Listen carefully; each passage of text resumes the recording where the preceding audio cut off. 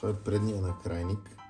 Малко си поиграх ръждокръвообразовател, след което малко чистене, пилене и боя.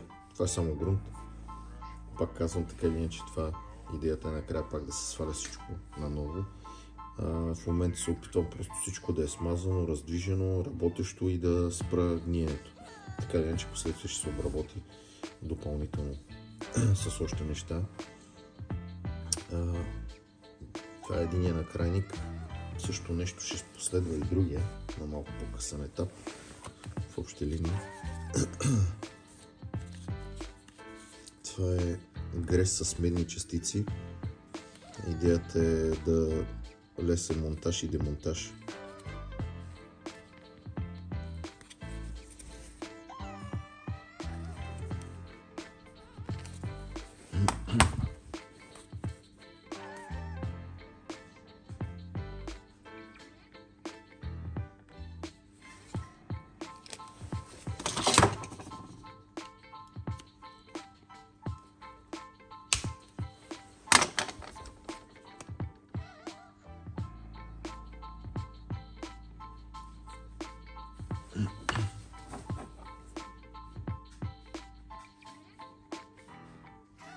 Това е хубаво да се слага и на болтовете или на гайките на джантите.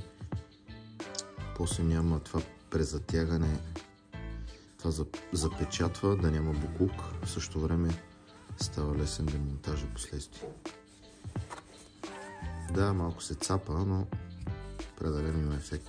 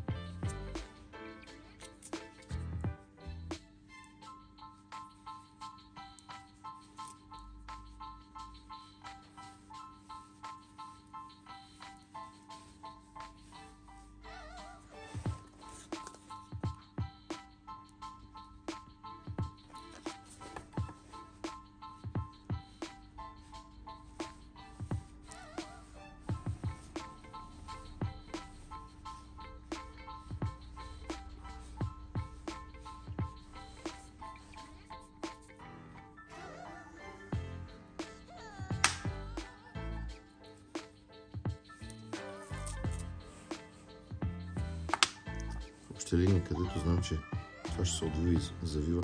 Всъщност с тази щанга, доколкото виждаме, че се регулира предницата. Отварят се, затварят предните гуми. Така че така или иначе на по-късен етап би трябвало да закарам да регулира предницата.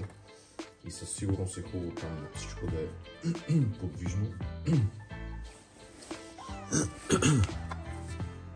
Така едната е лява, другата е дясна резба.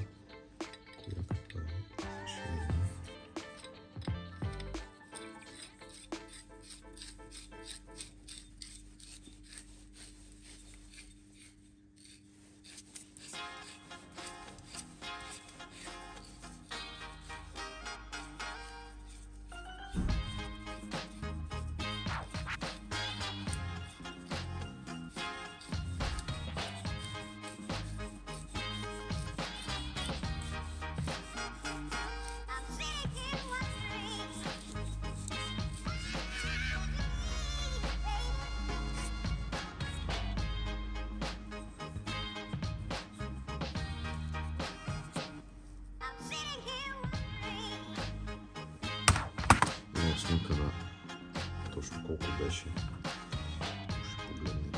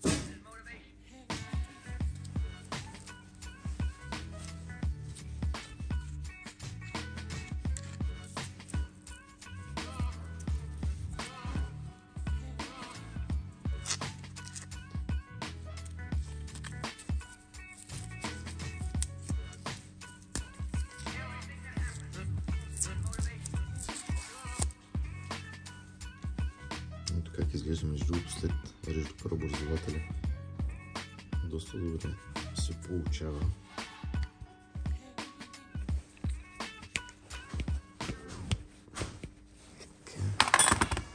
За тук съм взел нов гумен маншон.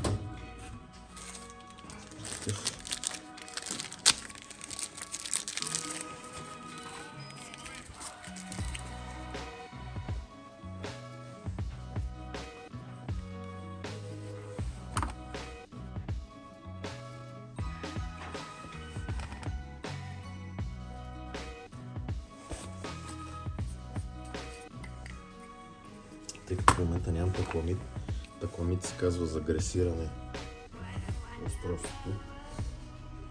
Но тъй като няма, ще сложа само малко масло вътре.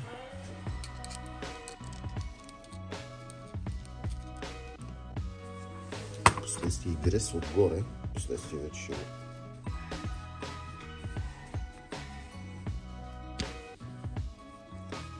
Трябва да се движи трудно, между другото. Почна ли да се движи лесно, разбита предницата. Това се познава.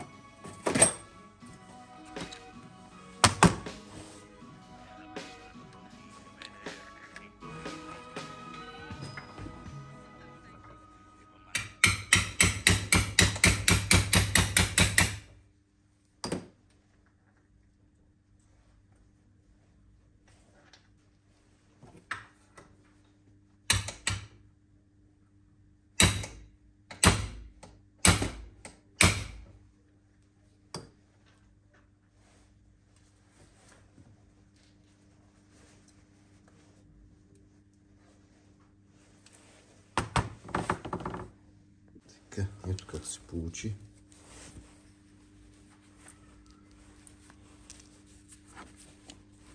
За съжаление малко е цапаница, но тук трябва да е така.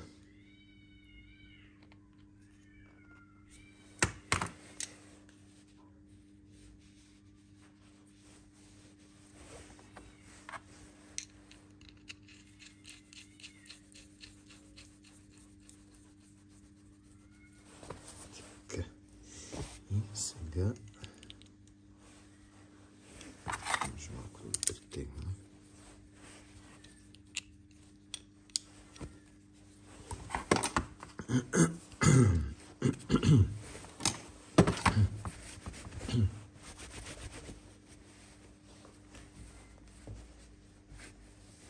Свършиха ми ръкавиците. Много мразя. Ще го правя мазъл. Обикновено сменя по няколко чифта.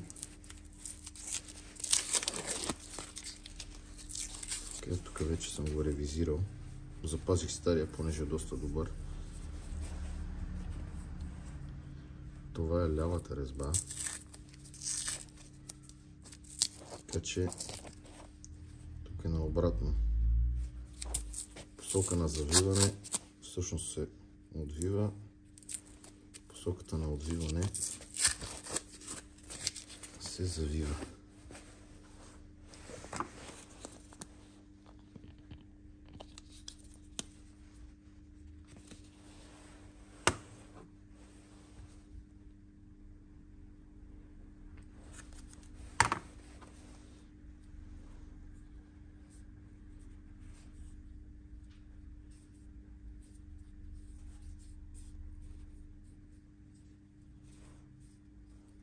Ръцете са ми станали като на стар майстор.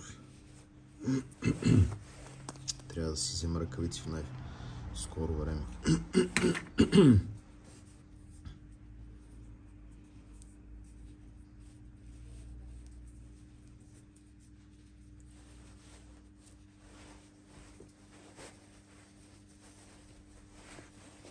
Така, тук отвиваме, а се завива.